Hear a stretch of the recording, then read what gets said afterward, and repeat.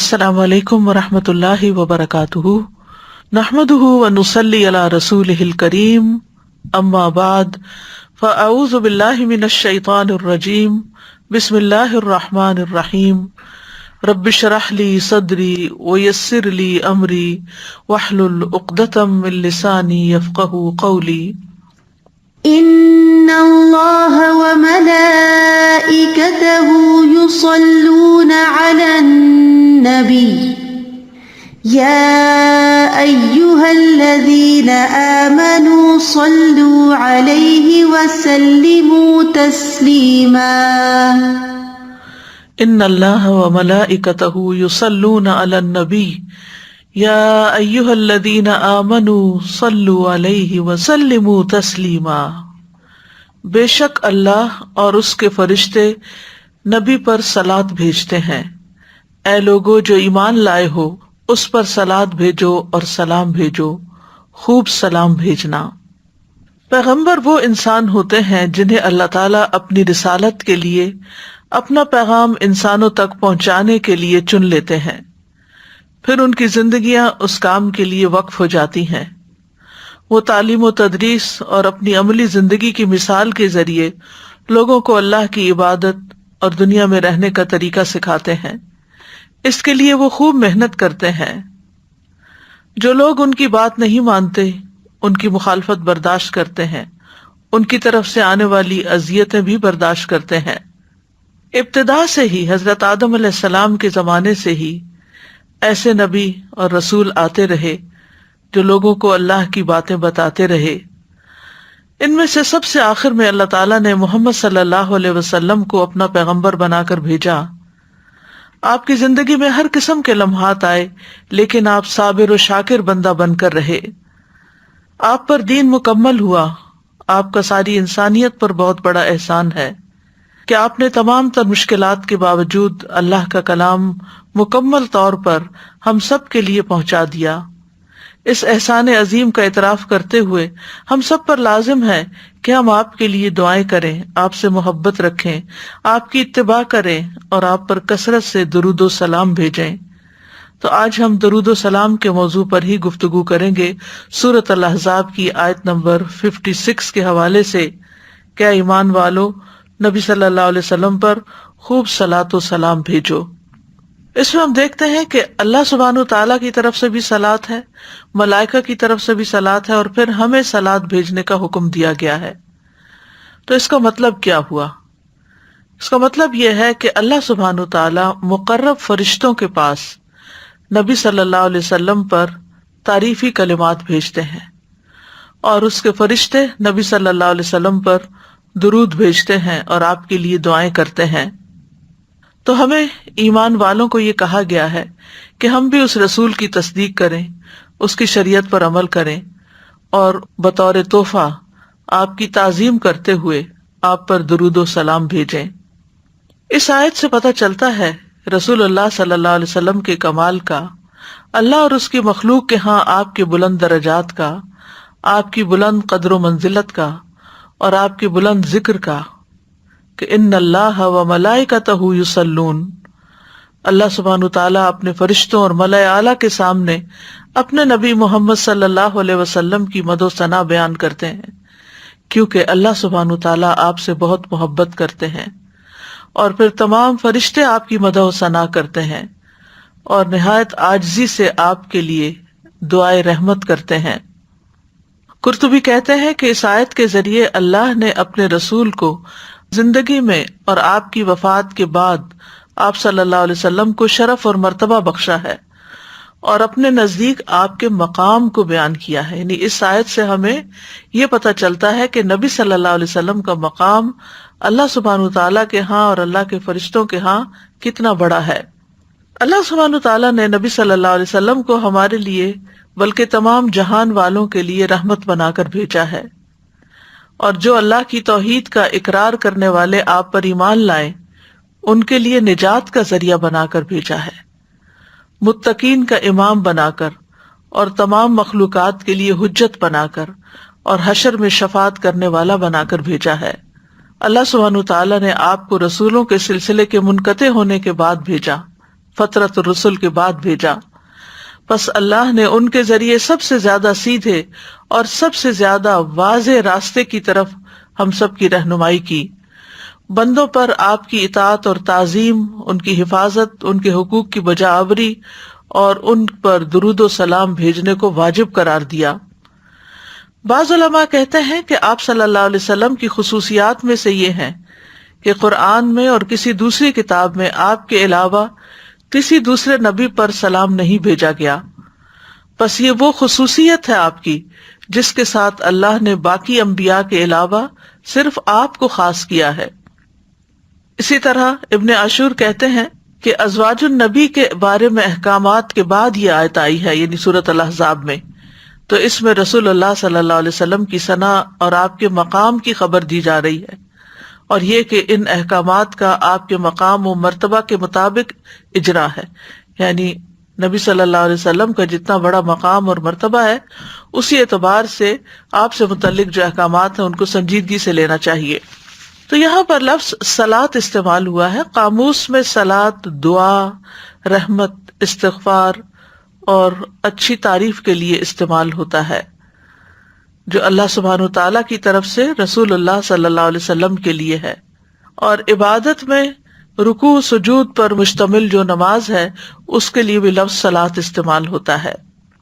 تو اللہ سبحانہ وتعالیٰ کی صلاۃ سے مراد کیا ہے کہ اللہ تعالیٰ اپنے نبی محمد صلی اللہ علیہ وسلم کی تعریف کرتے ہیں، اور اللہ کی تعریف صرف تعریف نہیں بلکہ اللہ تعالیٰ کی رحمت اور اللہ تعالیٰ کی رضامندی بھی ہے کہ اللہ تعالیٰ آپ سے راضی ہیں۔ اور فرشتوں کے درود بھیجنے سے مراد یہ ہے کہ وہ آپ کے لیے دعائیں مانگتے ہیں، اور یہ بھی کہا گیا ہے کہ یہ بھی ممکن ہے کہ وہ اللہ کے ساتھ مل کر نبی صلی اللہ علیہ وسلم کی تعریف کرتے ہیں، یعنی جس طرح اللہ تعالیٰ تعریف فرشتوں کے سامنے کرتے ہیں تو فرشتے بھی آپ صلی اللہ علیہ وسلم کی تعریف کرتے ہیں اور آپ کے حق میں دعائیں مانگتے ہیں تاکہ آپ سب سے اونچے اور بلند درجات پالیں۔ ابو عالیہ کہتے ہیں کہ معزز فرشتوں کا صلاۃ بھیجنا ان کا دعا کرنا ہے۔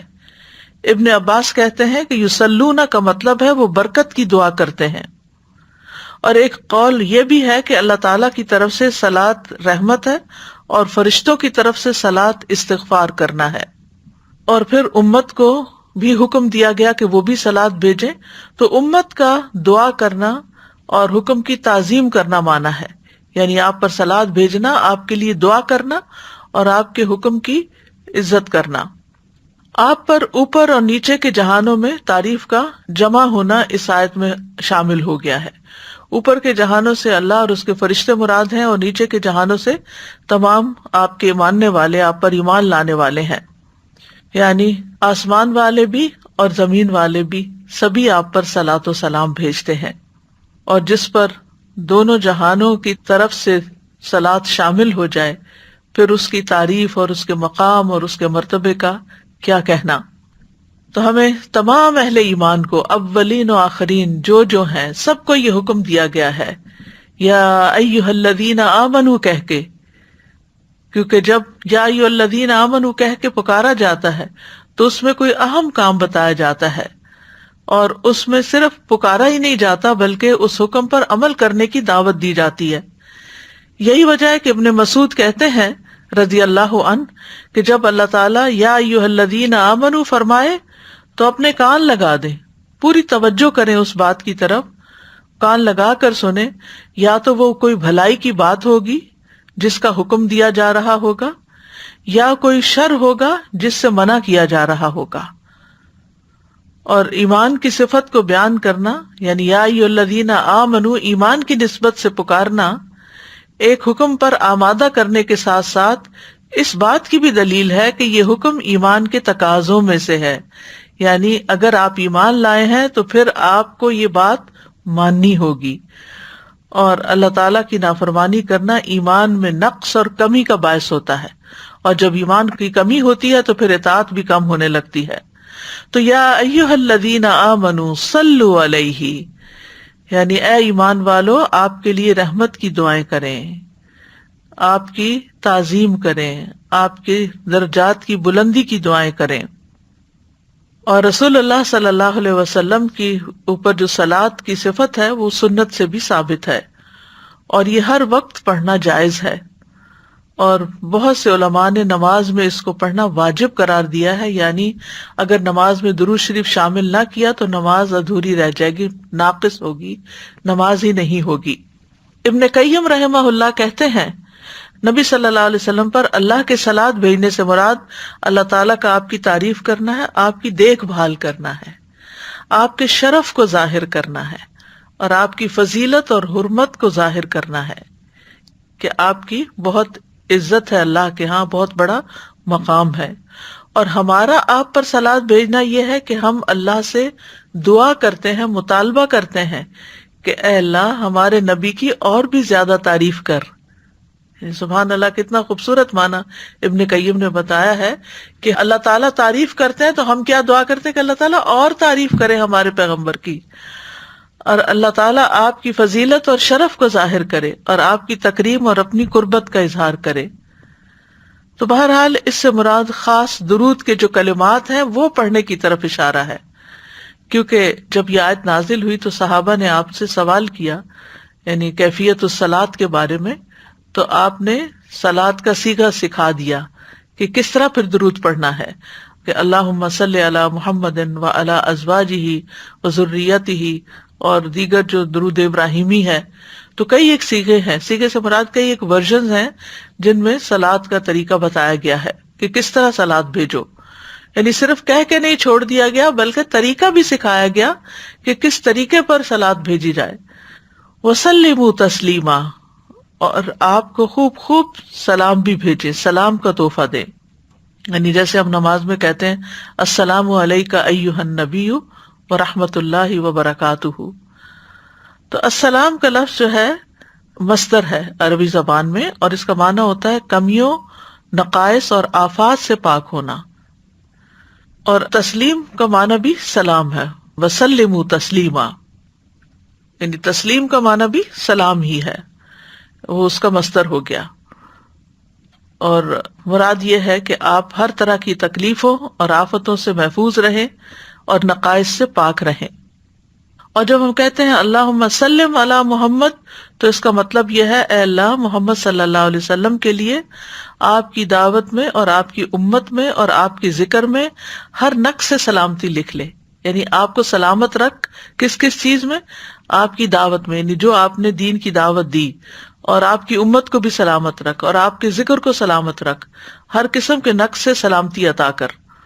تو یوں جب سے آپ صلی اللہ علیہ وسلم نبی بنے ہیں اور جب سے یہ درود کا حکم آیا ہے، جب سے آپ پر درود بھیجا جا رہا ہے اور یہ دعائیں مستقل ہوتی چلی جا رہی ہیں، تو گزرتے دنوں کے ساتھ ساتھ آپ کے مرتبے اور شرف میں بھی اضافہ ہوتا چلا جا رہا ہے، اور آپ کی امت کی تعداد میں بھی اضافہ ہوتا چلا جا رہا ہے، اور آپ کا ذکر خیر ہر جگہ بلند ہو رہا ہے۔ دنیا کا کوئی علاقہ اب ایسا نہیں کہ جہاں مساجد نہ ہوں، اور وہاں پر اشہد ان لا الہ الا اللہ کے بعد اشہد ان محمدًا عبدہ ورسولہ نہ کہا جائے، اور پھر اذان سننے کے بعد جو دعا ہے تو اس میں درود شریف بھی ہے، اور اس میں اللہم رب ھذہ الدعوۃ التامہ میں وآت محمدًا الوسیلۃ والفضیلۃ وابعثہ مقاما محمودا، مقام محمود کی دعا بھی آپ کے لیے کی گئی ہے۔ تو نبی صلی اللہ علیہ وسلم کے لیے سلامتی کی دعائیں کرنا ہم سب کے لیے لازم قرار پایا، کہ آپ کے جسم کی سلامتی، آپ کے دین کی سلامتی، آخرت کے دن کی سلامتی۔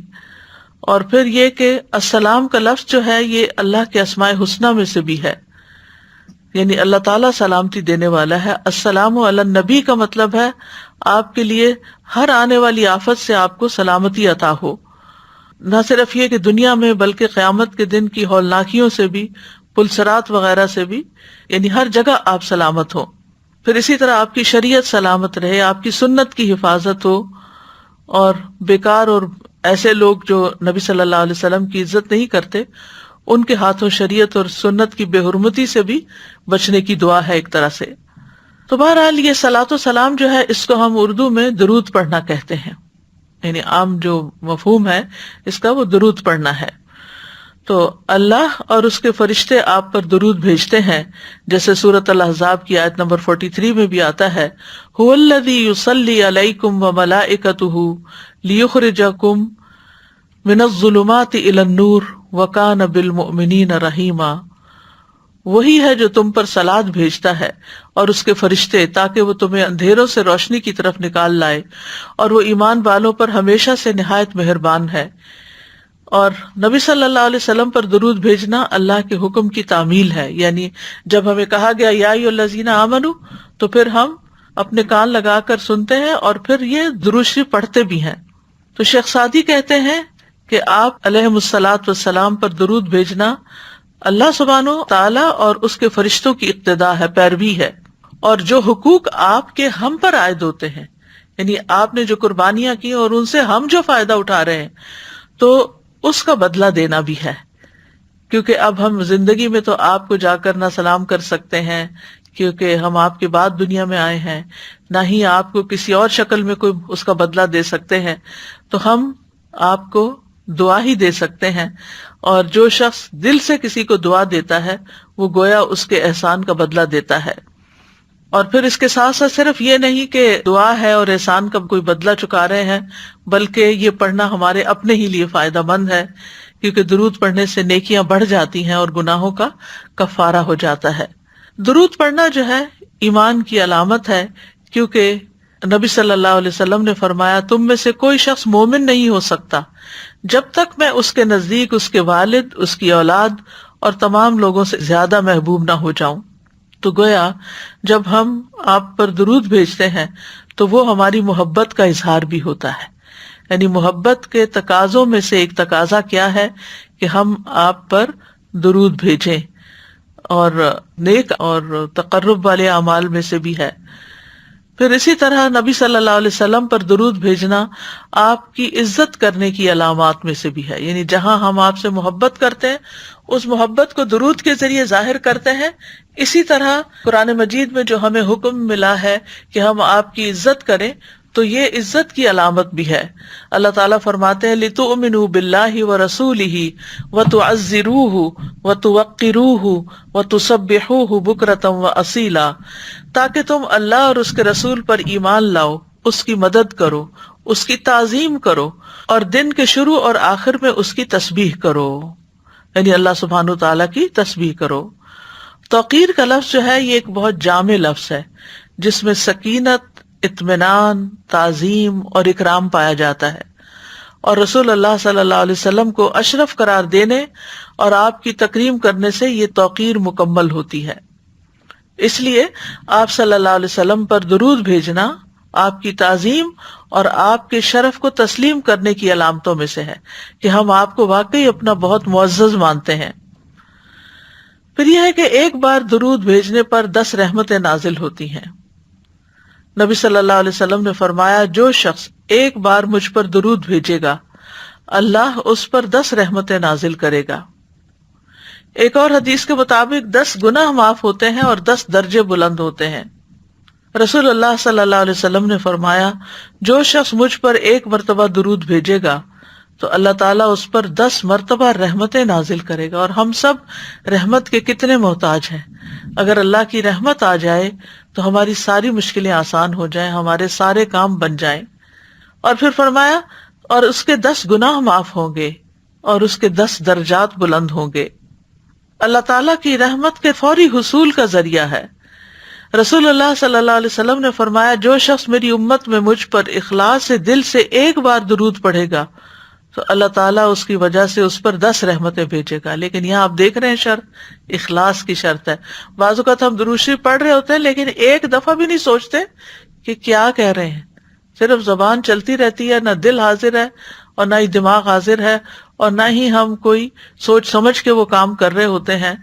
تو جو سوچ سمجھ کر یہ کام کرے اور اللہ تعالیٰ کے ساتھ اخلاص برتتے ہوئے اور پوری توجہ سے، تو اللہ تعالیٰ اس پر 10 رحمتیں بھیجے گا، اور اس کی وجہ سے اس کے 10 درجے بلند فرمائے گا، اور اس کی وجہ سے اس کے لیے 10 نیکیاں لکھ دے گا، اور اس کی وجہ سے اس کے 10 گناہ معاف فرما دے گا۔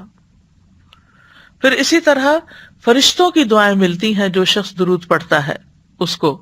عبداللہ بن عامر بن ربیعہ اپنے والد سے روایت کرتے ہیں، وہ کہتے ہیں کہ میں نے رسول اللہ صلی اللہ علیہ وسلم سے سنا آپ خطبہ دیتے ہوئے فرما رہے تھے کہ جو شخص مجھ پر درود پڑھے تو جب تک وہ مجھ پر درود پڑھتا رہے گا فرشتے اس پر درود پڑھتے رہیں گے۔ اب انسان کی مرضی ہے کہ کم پڑھے یا زیادہ پڑھے، یعنی اگر آپ کو فرشتوں کی دعائیں زیادہ لینی ہے تو زیادہ درود پڑھ لیں، کم لینی ہے تو کم پڑھ لیں۔ پھر اسی طرح ایک اور روایت کے مطابق درود کی وجہ سے اللہ کافی ہو جاتا ہے۔ ایک شخص نے عرض کیا، اے اللہ کے رسول، کیا میں اپنی دعا کا 1/3 حصہ آپ پر درود پڑھنے کے لیے مقرر کر دوں؟ آپ نے فرمایا ہاں اگر تم چاہو۔ اس نے عرض کیا 2/3 کر دوں؟ آپ نے فرمایا ہاں اگر تم چاہو۔ اس نے کہا اگر میں ساری دعا درود کے لیے مقرر کر دوں؟ تو رسول اللہ صلی اللہ علیہ وسلم نے فرمایا پھر تو اللہ تمہارے دنیا اور آخرت کے غم اور فکر کے لیے تمہیں کافی ہو جائے گا، پھر تو سارے مسئلے ہی آسان ہو جائیں گے۔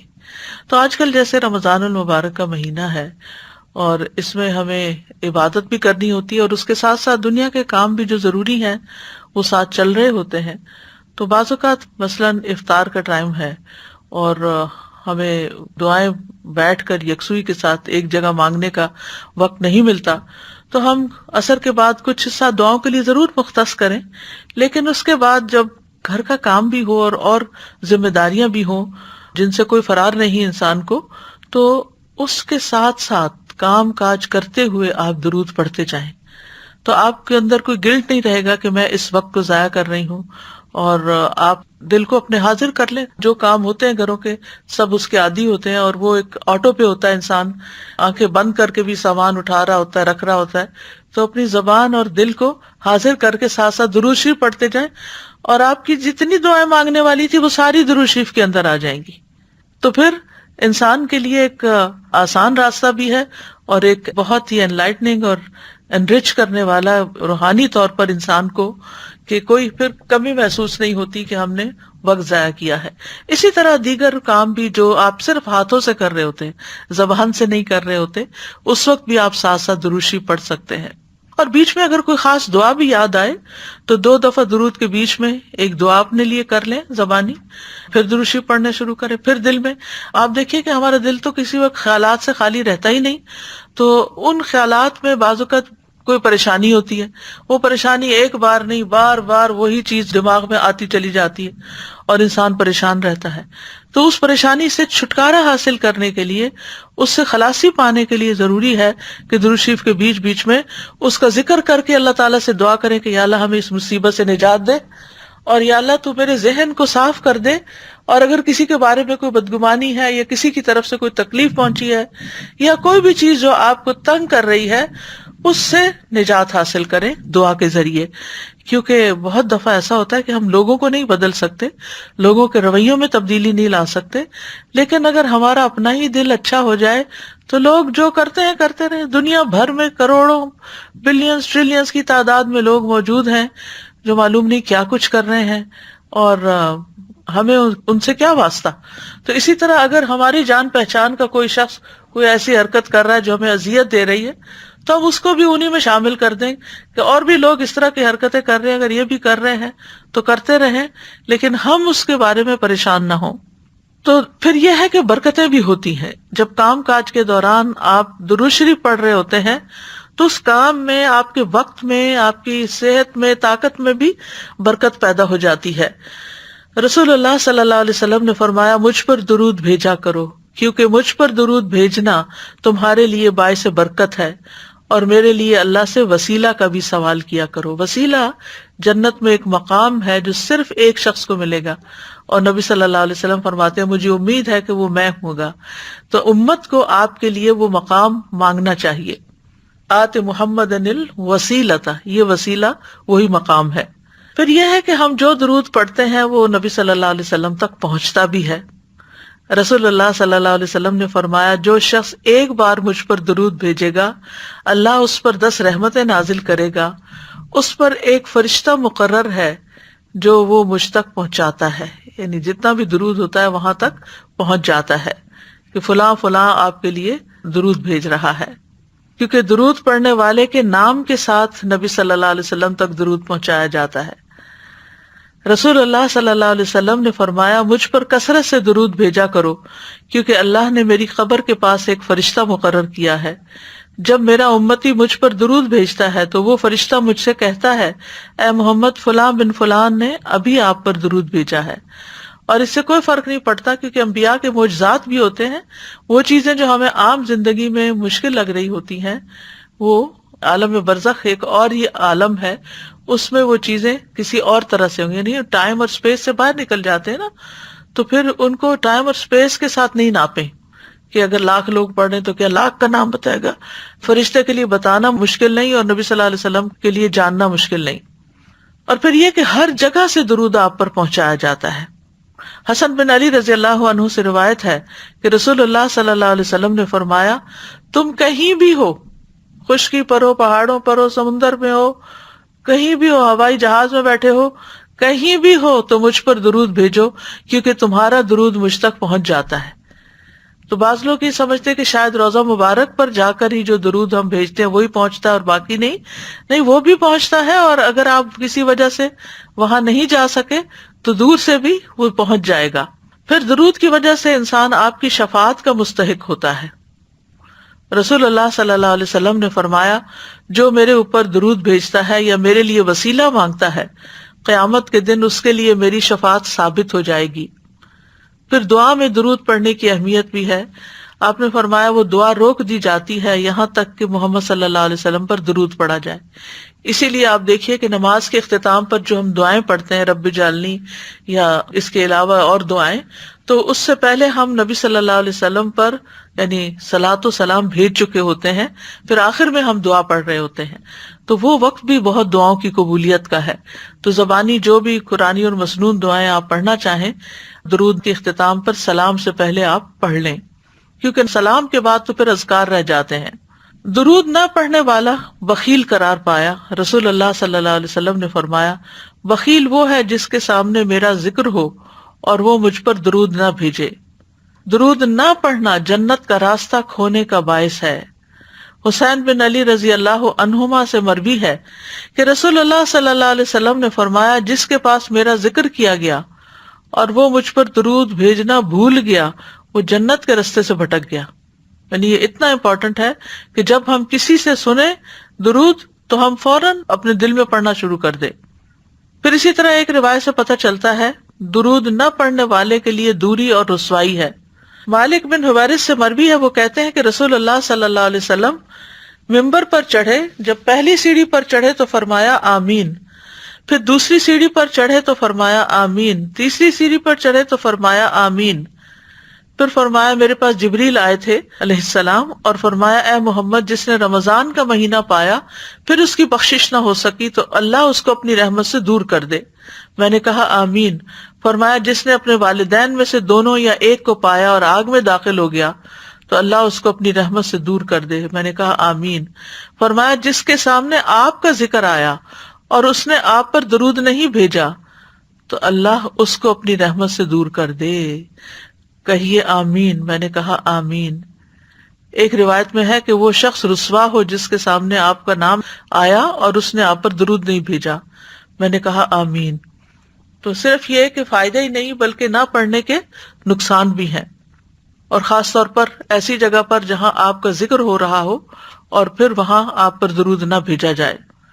درود پڑھنے کے دنیاوی فائدے بھی بہت سے ہیں، جن میں سے ایک صحت ہے، کیونکہ رحمت آتی ہے نا، تو جو رحمت آتی ہے تو پھر تو مشکل سے مشکل مرحلے آسان ہو جاتے ہیں.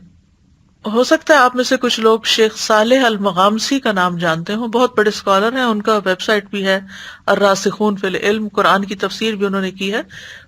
بہت ایک لمبا عرصہ مسجد قباء کے امام رہے ہیں. وہ دل کی ایک بیماری میں مبتلا ہو گئے جس کی وجہ سے ان کو دل کا آپریشن کروانا پڑا. یہ 2012 کی بات ہے. دل کا آپریشن کروانے کے بعد ان کے لیے ایک عجیب و غریب واقعہ رونما ہوا. اس واقعے میں اللہ کی عظمت اور قدرت عیاں اور ظاہر تھی، وہ اللہ جس کے ہاتھ میں سب کچھ ہے. شیخ بیان کرتے ہیں کہ 24 گھنٹوں کے بعد جب وہ ہوش میں آئے، یعنی آپریشن کے بعد، تو جو نرس شیخ کی بیماری کے حالات کی نگرانی کر رہا تھا اس نے کہا کہ خون میں کوئی چیز ہے. اس نے جو کچھ دیکھا اس نے اسپیشلسٹ ڈاکٹر کو بتایا. پھر اس ڈاکٹر نے اپنے گرد 14 ڈاکٹر اور جمع کر لیے، یہاں تک کہ شیخ اس ساری کارروائی سے خوف زدہ ہو گئے، کیونکہ ان کے ارد گرد کے ڈاکٹروں کے چہرے اور ان کے اظہار خیال میں بہت واضح تبدیلی تھی، یعنی مطلب یہ تھا کہ اب یہ بچنے والی کنڈیشن نہیں۔ اور انہوں نے وہ طبی سامان جو اس وقت شیخ کو لگایا ہوا تھا، اس کے بارے میں انہوں نے ایک دوسرے کو ایسے اشارے دیے جو اطمینان بخش نہیں تھے، یعنی یہ ہٹانے پڑیں گے تو اب ختم ہے۔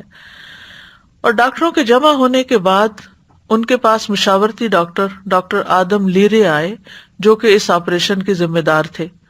انہوں نے بتایا کہ کچھ خون ہے جو دل کے آپریشن کے بعد دل پہ جم گیا ہے۔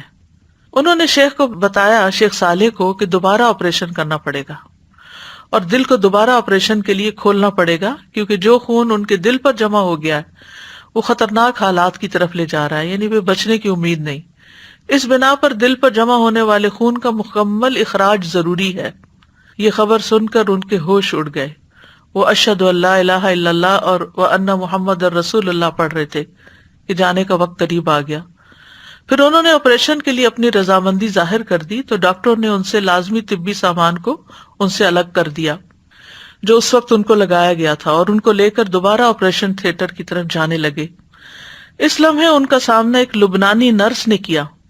وہ شیخ سے بہت متاثر تھی، یہ بہت مشہور آدمی ہے۔ اس نے دیکھا کہ شیخ پہلا آپریشن ختم ہونے کے بعد خوش نہیں تھے۔ نرس اس بات سے غمزدہ ہوئی کہ ایک ہی دن کے بعد شیخ کو دوبارہ آپریشن کی تکلیف برداشت کرنے کے لیے آپریشن تھیٹر کی طرف لے جایا جا رہا ہے۔ تو اسی وقت نرس نے کہا، یا صالح صلی علی النبی وربی یفرجھا، کہ اے صالح آپ نبی صلی اللہ علیہ وسلم پر درود بھیجیں، اللہ اس بیماری کو دور کر دے گا۔ تو شیخ صالح نے اسے جواب دیتے ہوئے کہا، اللہم صلی علی محمد وعلی آل محمد۔ اور شیخ اپنی اس روایت کو واقعہ خود یہ بیان کرتے ہیں اور قسم کھا کے کہتے ہیں کہ درود میں پڑھ رہا تھا کہ اچانک کوئی چیز تبدیل ہو گئی اور آپریشن کی کارروائی کے لیے استعمال کیے جانے والے اوزار تبدیل ہونے لگے، اور ڈاکٹر آدم کو ایک مرتبہ پھر بلایا گیا۔ جب انہوں نے الٹرا ساؤنڈ کی اسکرین دیکھی تو وہ حیران رہ گئے۔ شیخ صالح سمیت سب کو ایک اچانک ناگہانی صورتحال کا سامنا تھا۔ دل میں جمع ہونے والا یہ خون سارے کے سارا بہہ کے جاری ہو گیا۔ اس وقت شیخ اپنے اس واقعے کے اثر سے رونے لگے۔ تو یہ ہے کہ بعض اوقات انتہائی مشکل حالات میں، انتہائی تکلیف دہ حالات میں، جب انسان اپنے دل میں کوئی تکلیف محسوس کر رہا ہو یا اپنے کسی عزیز کی تکلیف کو دیکھ کر پریشان ہو رہا ہو، تو سچے دل سے دروشی پڑھیں تو انشاءاللہ آپ دیکھیں گے کہ اللہ سبحانہ وتعالیٰ اپنی رحمت فرما دے گا، کیونکہ ہمیں دنیا میں بھی اللہ کی رحمت چاہیے اور آخرت میں بھی اللہ کی رحمت چاہیے۔ درود پڑھنے کے مواقع کون کون سے ہیں؟ نمبر 1 یہ کہ نبی صلی اللہ علیہ وسلم کا نام سنتے ہی، یعنی جب آپ کا نام سنیں تو درود پڑھیں۔ آپ نے فرمایا، جس کے پاس میرا ذکر کیا گیا تو وہ ضرور مجھ پر درود بھیجے۔ صالحی رحمہ اللہ کہتے ہیں کہ جب آپ کا ذکر ہو تو اس کے فوراً بعد درود پڑھنا چاہیے، یہاں تک کہ اگر وہ اس میں تاخیر کرے گا تو اس کی مذمت کی جائے گی۔ دیر بھی نہ کریں، رائٹ اوے ساتھ ہی دل میں دروشی پڑھ لیں، یعنی صلی اللہ علیہ وسلم پڑھ لیں، یہ بھی ایک پورا درود ہے۔ پھر ہر نماز کے پہلے اور آخری تشہد میں درود پڑھنا، یعنی دونوں تشہد میں درود پڑھنا۔ آپ صلی اللہ علیہ وسلم پہلے اور اس کے علاوہ آخری تشہد میں اپنے اوپر درود پڑھتے تھے، یعنی پہلے تشہد میں لازم تو نہیں ہے، لیکن یہ کہ اگر کوئی اتحیات کے ساتھ دروشی پڑھ لے تو اچھی بات ہے۔ حضرت عائشہ فرماتی ہیں کہ ہم رسول اللہ صلی اللہ علیہ وسلم کے لیے آپ کی مسواک اور آپ کے وضو کا پانی تیار رکھتے تھے، پھر جب اللہ عز و جل چاہتا رات میں آپ کو اٹھا دیتا، آپ اٹھ کر مسواک اور وضو فرماتے اور 9 رکعات اس طرح پڑھتے کہ ان میں سے کسی کے تشہد میں نہ بیٹھتے مگر 8ویں رکعت پہ بیٹھتے، جیسے ہم 3 وتر پڑھنے کے لیے 2 رکعت کے بعد بیٹھتے ہیں، یعنی کہ 2 رکعت پڑھ کے پھر تیسرا ایک الگ سے پڑھتے ہیں۔ تو نبی صلی اللہ علیہ وسلم اللہ کی حمد کرتے، درود پڑھتے اور پھر دعائیں بھی کرتے، پھر 9ویں رکعت بیٹھ کر پڑھتے، اللہ کی حمد و ثنا فرماتے، اس کے نبی پر درود پڑھتے، دعائیں کرتے، پھر اتنی آواز سے سلام کہتے کہ ہمیں سنائی دیتا، پھر بیٹھ کر 2 رکعتیں پڑھتے تھے، یعنی وتر کے بعد پھر 2 رکعتیں پڑھتے تھے۔ شیخ البانی کہتے ہیں کہ اس میں صریح دلیل ہے کہ آپ صلی اللہ علیہ وسلم نے پہلے تشہد میں بھی اپنی ذات پر درود پڑھا جیسا کہ دوسرے تشہد میں پڑھا۔ تو یہ ایک نایاب فائدہ ہے جو اس روایت سے ملتا ہے۔ اور یہ نہیں کہا جا سکتا کہ یہ صرف تہجد کی نماز کے لیے ہے. تہجد کی نماز نفل ہے تو نماز ہے. فرض اور نفل کا فرق کیے بغیر جو ایک کام ایک نماز میں کیا جائے گا وہ دوسری میں بھی کیا جا سکتا ہے. پھر اسی طرح دعا سے پہلے رسول اللہ صلی اللہ علیہ وسلم نے ایک آدمی کو نماز میں دعا کرتے ہوئے سنا. اس نے نہ اللہ عز و جل کا ذکر کیا، نہ ہی نبی صلی اللہ علیہ وسلم پر درود بھیجا، یعنی نہ تسبیح کی نہ درود پڑھا. تو آپ نے فرمایا اس نے جلد بازی سے کام لیا ہے. پھر اسے بلایا اور اسے اور دوسروں سے فرمایا جب تم میں سے کوئی شخص نماز پڑھے تو پہلے اپنے رب کی تعریف اور حمد و ثنا کرے، پھر نبی صلی اللہ علیہ وسلم پر درود پڑھے، اس کے بعد جو چاہے دعا مانگے. پھر اسی طرح اگر کسی مجلس میں لوگ بیٹھے ہوئے ہیں تو اس میں بھی اللہ کا ذکر کرنا چاہیے اور نبی صلی اللہ علیہ وسلم پر درود بھیجنا چاہیے. آپ نے فرمایا جو لوگ کسی جگہ پر مجلس کریں لیکن اس میں نہ اللہ کا ذکر کریں اور نہ نبی صلی اللہ علیہ وسلم پر درود بھیجیں تو وہ ان کے لیے نقصان کا باعث ہوگی. پھر اگر اللہ چاہے تو انہیں عذاب دے، چاہے تو ان کو بخش دے. اس لیے کوئی بھی گیدرنگ ہو جہاں بھی چند لوگ مل کر بیٹھیں وہاں ان دونوں چیزوں کا اہتمام کریں. رسول اللہ صلی اللہ علیہ وسلم نے فرمایا جو لوگ کسی مجلس میں بیٹھتے ہیں اور اس میں نہ اللہ کا ذکر کرتے ہیں نہ نبی صلی اللہ علیہ وسلم پر درود بھیجتے ہیں تو یہ مجلس ان کے لیے قیامت کے دن باعث حسرت ہوگی، اگرچہ وہ اپنے اجر و ثواب کی بنا پر جنت میں داخل ہو جائیں. پھر بھی ان کو اپنے اس دن، اس میٹنگ، اس وقت کا احساس ہوگا کہ ہمارے پاس کتنا اچھا چانس تھا کہ ہم اللہ سبحانہ وتعالیٰ کا ذکر کرتے اور درود پڑھتے. تو اس لیے یہ جو شروع میں لیکچر کے کہا جاتا ہے نحمدہ ونصلی، تو یہ مختصر ترین خطبہ ہے. نحمدہ میں اللہ کی حمد و ثنا آ گئی اور نصلی میں درود شریف آ گیا، تو وہ اس مجلس میں پھر حسرت نہیں ہوتی. پھر اسی طرح مؤذن کی آواز سن کر، یعنی اذان سن کر. عبداللہ ابن عمرو بن العاص سے روایت ہے کہ انہوں نے نبی صلی اللہ علیہ وسلم کو فرماتے ہوئے سنا جب تم مؤذن کو سنو تو اسی طرح کہو جیسے وہ کہتا ہے، پھر مجھ پر درود بھیجو، کیونکہ جو مجھ پر ایک دفعہ درود بھیجتا ہے اللہ اس کے بدلے میں اس پر 10 رحمتیں نازل فرماتا ہے. تو چاہیے کہ ہم جتنا بھی درود پڑھ رہے ہیں اس کی کوانٹٹی میں اور اضافہ کر لیں، یعنی اپنی روٹین میں. اور اس روٹین میں یہ بھی شامل ہے کہ ہم اذان کے بعد لازم کر لیں اپنے اوپر. پھر مسجد میں داخل ہوتے وقت نبی صلی اللہ علیہ وسلم جب مسجد میں داخل ہوتے تو پہلے درود و سلام پڑھتے، پھر یہ دعا پڑھتے اللہم اغفر لی ذنوبی وافتح لی ابواب رحمتک.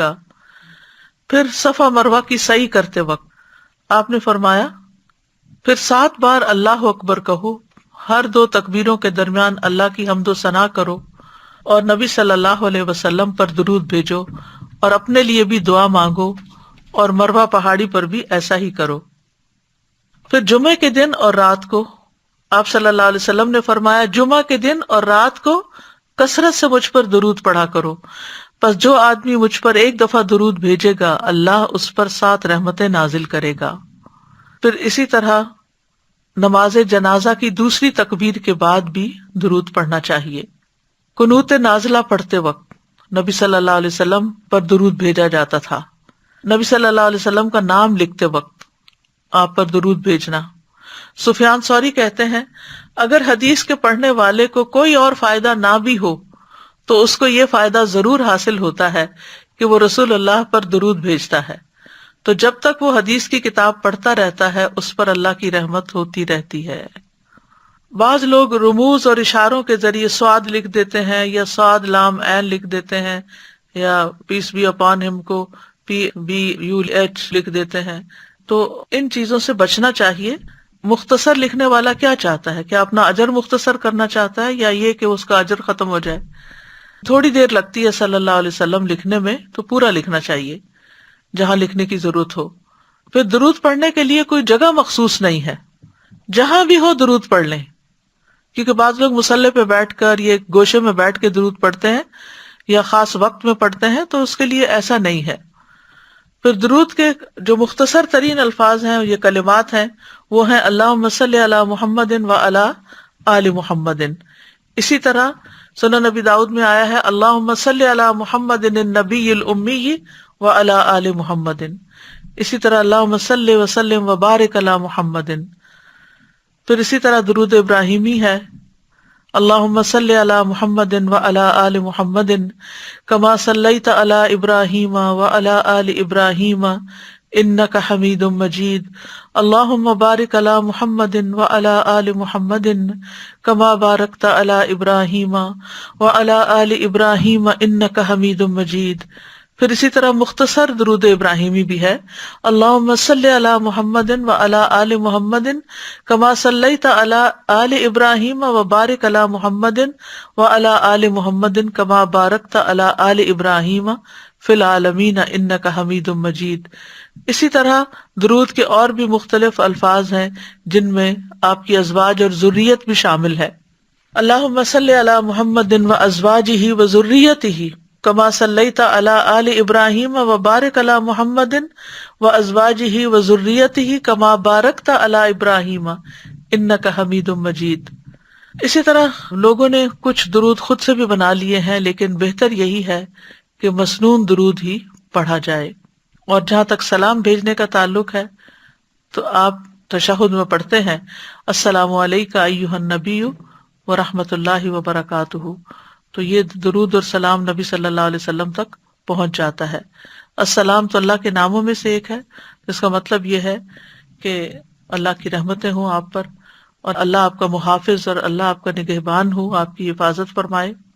اور جو آپ پر سلام بھیجے اس کے بارے میں آپ نے فرمایا جبریل میرے پاس آئے، انہوں نے مجھے خوشخبری سنائی کہ بے شک اللہ عز و جل فرماتے ہیں کہ جو شخص آپ پر درود بھیجے گا میں اس پر اپنی رحمت نازل کروں گا، اور جو شخص آپ پر سلام بھیجے گا میں اسے سلامتی دوں گا. اس پر میں نے اللہ عز و جل کے لیے سجدہ شکر ادا کیا. پھر اسی طرح زمین میں کچھ فرشتے گھومتے پھرتے رہتے ہیں اور آپ کی امت کا سلام آپ کو پہنچاتے رہتے ہیں. یہ بات مسند احمد سے پتہ چلتی ہے. تشہد میں جب ہم پڑھتے ہیں التحیات للہ والصلوات والطیبات السلام علیکہ ایھا النبی ورحمۃ اللہ وبرکاتہ السلام علینا وعلی عباد اللہ الصالحین اشہد ان لا الہ الا اللہ واشہد ان محمدا عبدہ ورسولہ. تو اس میں آپ نے فرمایا کہ جب تم نے یہ پڑھ لیا تو تم نے اللہ کے ان تمام نیک بندوں کو سلام پہنچا دیا جو زمین و آسمان میں ہیں. سبحان اللہ، کتنی مختصر جامع سی دعا ہے لیکن کتنا بڑا فعل اور کتنا بڑا عمل ہے. ہمیں تو کبھی یہ خیال بھی نہ آئے کہ سارے لوگوں کو جو زمین و آسمان میں ہیں ان کو سلام بھیجیں. کرنے کے کام یہ ہے کہ نبی صلی اللہ علیہ وسلم پر کثرت سے درود بھیجیں تاکہ ہم پر کثرت سے رحمتیں نازل ہوں. جمعہ کے دن خصوصی طور پر عام دنوں کی نسبت زیادہ درود پڑھنے کا اہتمام کریں. دعا مانگنے سے پہلے اللہ کی حمد بیان کریں، پھر آپ پر درود بھیجیں. غموں اور دکھوں سے نجات کے لیے نبی صلی اللہ علیہ وسلم پر درود بھیجیں. اللہ کی رحمت کے فوری حصول، فرشتوں کی دعاؤں اور گناہوں کی بخشش کے لیے درود پڑھنے کی عادت ڈالیں. آذان ہو تو توجہ سے آذان سنیں، اس کے بعد درود پڑھیں تاکہ کل قیامت کے دن نبی صلی اللہ علیہ وسلم کی شفاعت کے مستحق بنیں. آپ کا نام لکھتے وقت مکمل صلی اللہ علیہ وسلم لکھیں اور نبی صلی اللہ علیہ وسلم سے ثابت شدہ الفاظ والا درود ہی پڑھیں. خود سے بنائے ہوئے درود پڑھنے سے گریز کریں. اللہ سبحانہ وتعالی ہمیں اس پر عمل کرنے کی توفیق عطا فرمائے. وآخر دعوانا ان الحمد للہ رب العالمین. سبحانک اللہم وبحمدک اشہد ان لا الہ الا انت استغفرک واتوب الیک. السلام علیکم ورحمۃ اللہ وبرکاتہ.